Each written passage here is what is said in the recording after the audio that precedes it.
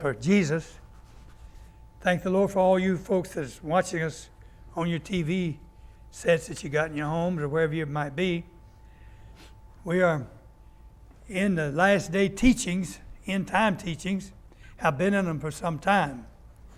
Talking about the evil times and the powers of darkness and the power of light, of course. There's a scripture I want to read to you as we go into, before we go into the seven seals, some more of the seven seals. We've been teaching off of that. And for you out there with your TVs, we're teaching from the King James Version of the Bible, the original King James Version. I want to look to Romans chapter 13, verse 1 and 2 here. We want to read anyway of these two things.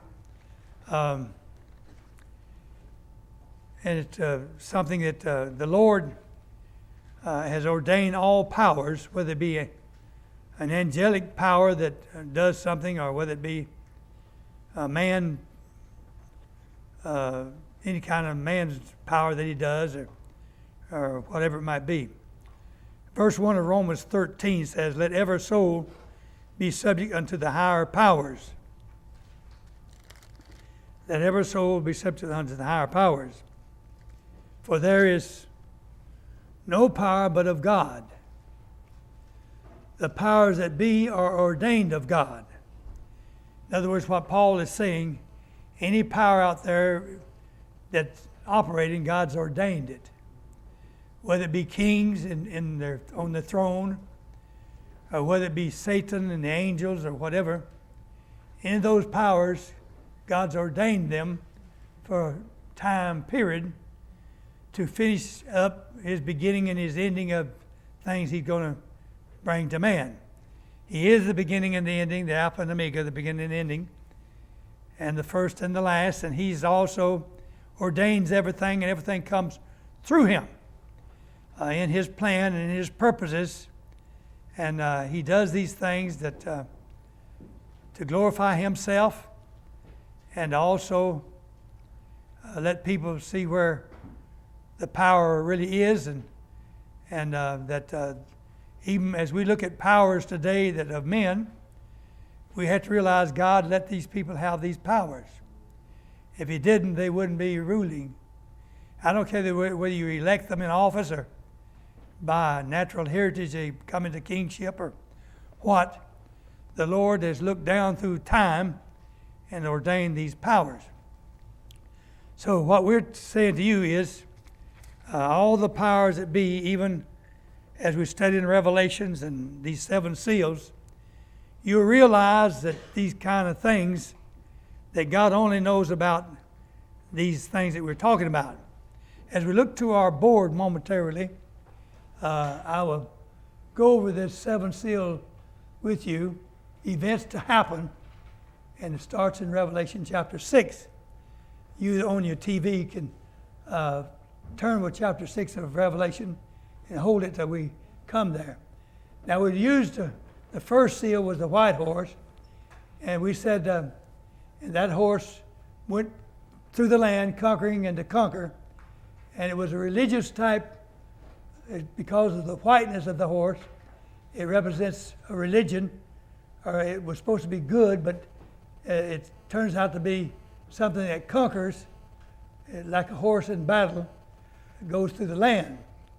So it conquers and trying to conquer people under this type of religion.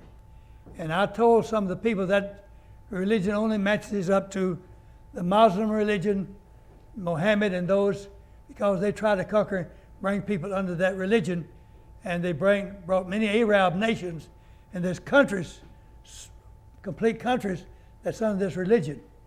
And they had to come under it because this thing going out to conquer.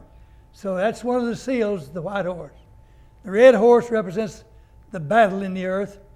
And of course we know the red dragon, which is Satan, and the beast, Revelation 13, also is similar to this red horse here that goes to battle in the earth. Now as we look at these things, now our teaching today will be on the black horse. as we come down in the third seal. Now, we've covered these seals up until this event, and we will talk with you as we can. I want you to know and realize that God now is the one that tells us about these different seals. As you turn in your Bibles to Revelation chapter 6, we begin reading from the original King James Version, and we're going to look up to verse 5 of Revelation 6 and begin to read on the black horse. When we see these horses, represents power going through the land and doing whatever God would have them do. And there's a rider on these horses.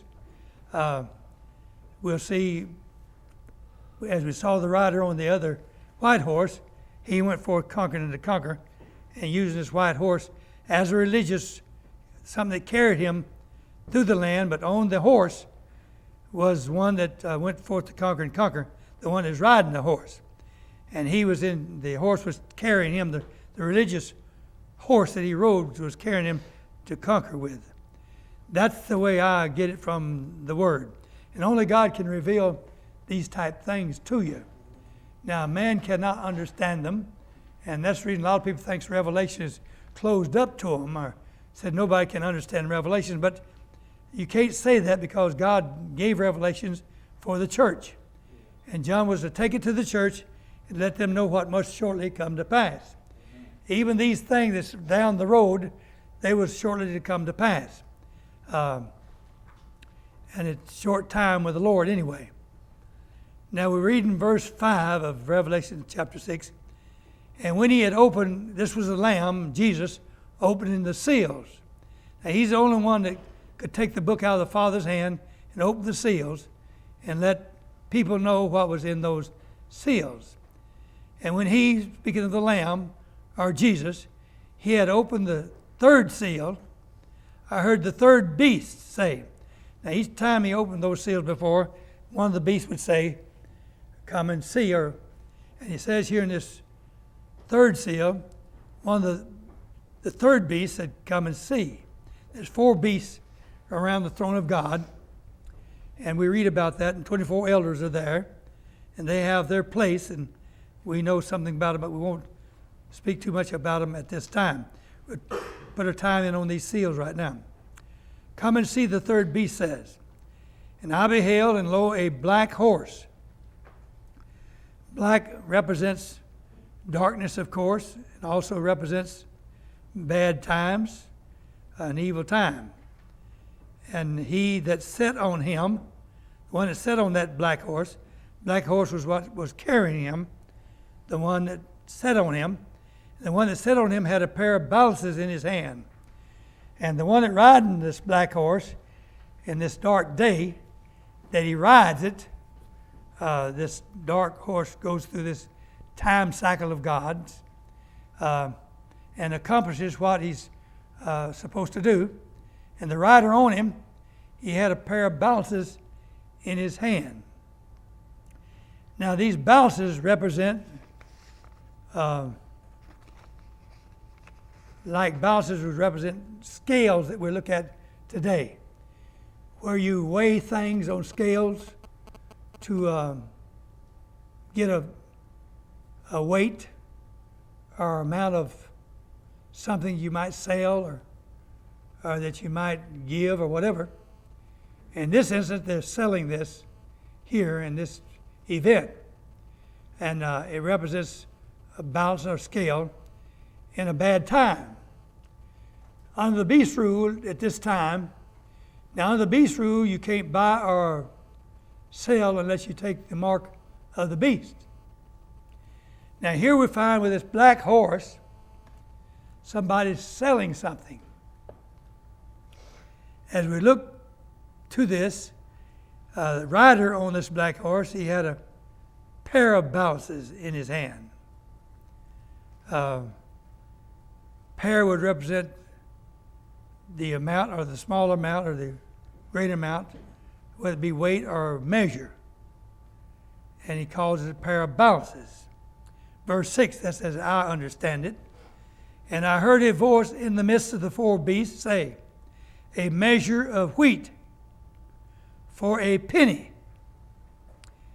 Now, measure of wheat, according to what I've been able to dig up, is close to a quart in size, in measure, for a penny, but not a penny like we have today, but it's a certain sum of a penny in the Bible, or in that day, that they're selling it. It's a thing they use in that time to sell in a day of very much trouble and famine. And due to the wars and things, there's a famine in the land. The red horse went out, and there was wars and things, and then we found where this religious horse went out and got people under its power. And the terrorist religions of today, or the terrorists are under the religion of that white horse. And they are today, no matter how they look at it, God has allowed them to function. And although God has allowed them to function under the era that they're under, it's still the Lord has ordained them, whether it be an evil religion or a good religion. God ordains it. So, in fact, the Lord ordained Christ to come. And God thought of him coming before the foundation of the world. So even these powers that are out there, as we begin to get our mind kind of sobered up some and begin to get a spiritual understanding takes hold of us, then we begin to realize that God sees all these things ahead of time and put them in a book and sealed them. And then he lets them be opened at a certain time. Now these events, they happen in God's time period. It's not man's period. When you have wars and rumors of wars, that's a time period. Now the Lord spoke in Matthew 24, he said, when you hear of wars and rumors of wars, know that the end is nigh, but not yet. It's not completely at the end. But when these things come to pass, the end is not yet. But there are signs pointing toward the end. So then that's where we begin to look out and get an understanding, which we need, is an understanding. And we need an understanding. And the word of the Lord gives us an understanding. It's going to give us an understanding to deal with these things that are hidden, these hidden mysteries of God, and these things that have been hid from the foundation of the world, is now that the saints is being able to know them. And these things are going to happen in the earth, and they're going to be bad times in the earth. As you read these seals, it's all about troublous times. No good times. Even the beast rule that's ordained of the Lord will make war with the saints. That's not a good time. One of these seals will cover the souls of man. Here, we'll get to it and talk of how that is affected on the beast rule and the things that will happen in the earth yet to come. And these seals signify these events. So I, myself, am being alerted more to things, and hopefully you are too. And you can't say that they're closed up where you can't understand them. Revelation, the book of Revelation, is meant to be understood. There's a lot of trouble in that book, and a lot of people don't like to read it because of all the fire and the hellfire and trouble and vials poured out, and men is dying from things and things in the earth. They don't like that type of thing. People don't like it, but nevertheless, these things are going to come to pass. And the Lord has ordained for these things to happen. And even numbers of them, like the 7 vials, is a completeness of 7 that's to be poured out on the earth. These 7 seals is a completeness of what these seals represent. 7 is a finished number or completed number.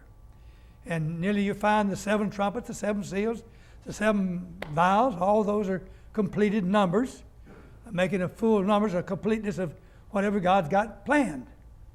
And he's got something planned for the earth. He's got things planned. He's got the time cycle all planned. Everything is, and a trumpet will sound an alarm about things. So all these things is under God's power. And now he's letting the church and letting people know it. That's the reason Revelation was put, that you might be able to understand things that God would let you understand that's going to come to pass. Then you see that he ordained it. Only he knows it.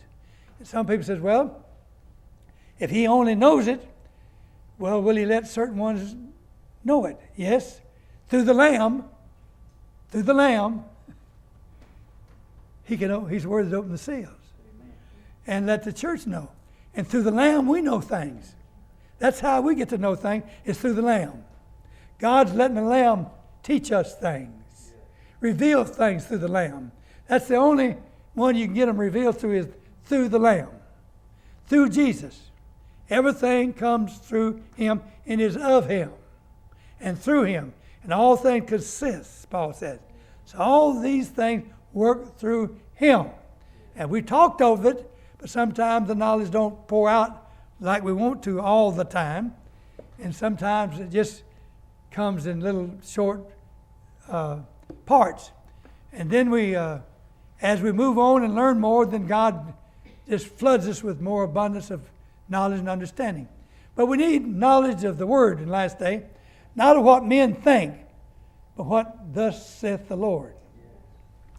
And what the Spirit says to the churches. In Revelation, when you first open it, you hear what the Spirit says to the churches. So that's the way it goes. It's the Spirit talking now to the people that have the Spirit in them. Now, if you've got the Spirit of the Lord in you, that Spirit can talk to you. And if you're a teacher, that Spirit of teaching will work out of you toward the people. It's a spirit or gift of God given to man. And you cannot get it unless he gives the gift to you. And then he can pinpoint what he is going to do, or what he's thinking, or what his counsel is, what his foreknowledge is, things like that. And you say, well, that's pretty deep things, Brother James. Probably, but if you've been hearing us for some time, you know where we're coming from. And we have a lot of tapes and DVDs that people can get for the asking. Now, we are working right now with these seals.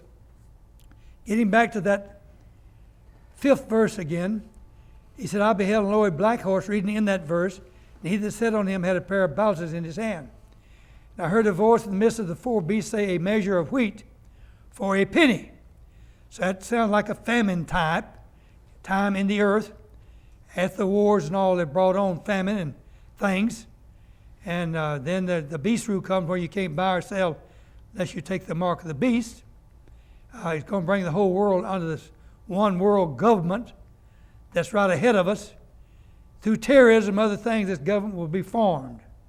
The United States will go along with it because of the terrorists. They're afraid of them. You say, who's not afraid of these things? Well, the terrorists has made just about everybody afraid today in the United States and overseas and other places. And they're going to come to a time that they're wanting the economy and wanting to where they can live and buy and sell. So then this beast government is formed to kind of control this terrorist thing under a peaceful means. And then they have to take the mark to come in under this. And then they have to buy, or you have to take the mark to buy or sell. And whether it be famine time or whatever it be, the Bible does tell us it's going to come. It says, in 3 measures of barley for a penny, reading in that 6th verse of Revelation 6. And see thou hurt not the oil and the wine. Now, it says, it don't say it's selling the oil or the wine, but we do know that they've always used oil in cooking. And in the days of Israel, the woman's oil barrel didn't run dry when Elijah began to bless her. And they used oil in cooking all the time in there. If you have barley or wheat, you got to have some oil to cook with it. And then they had wine, which was a necessity. Oil and wine is things that people have to drink and have to live. The juice of wine and grapes and things. It says don't destroy it, but leave it and let it be where people can get it because of its necessity. And that's where it says hurt not the oil or the wine. Now we're not talking about petroleum products over there in Iraq and places.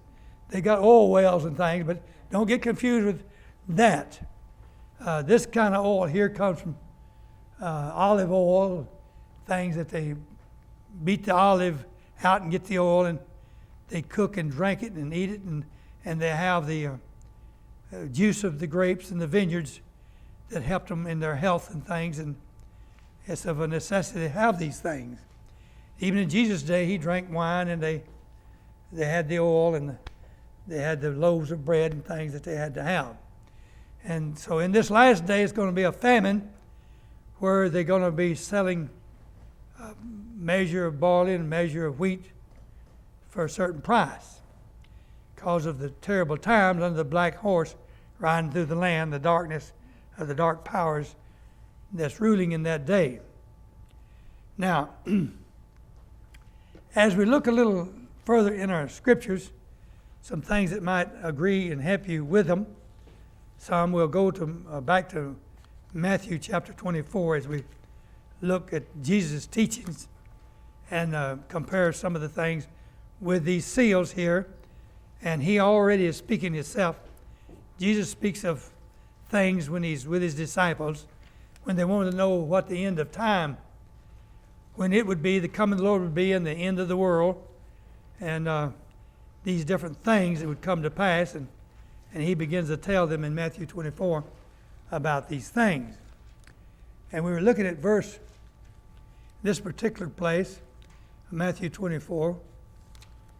We're looking at verse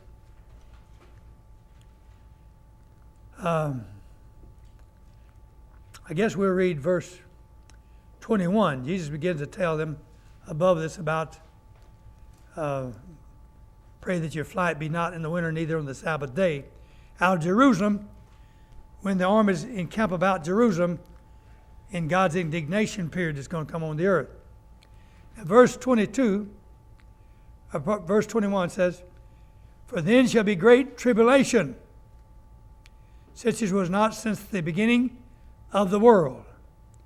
There's going to be such trouble in the land, such as was not since the beginning of the world. To this time of this trouble, and no nor ever shall be after this time. This one time period he's putting a focus on of tribulation, trouble, is a day that's going to be different than it's ever been or ever will be.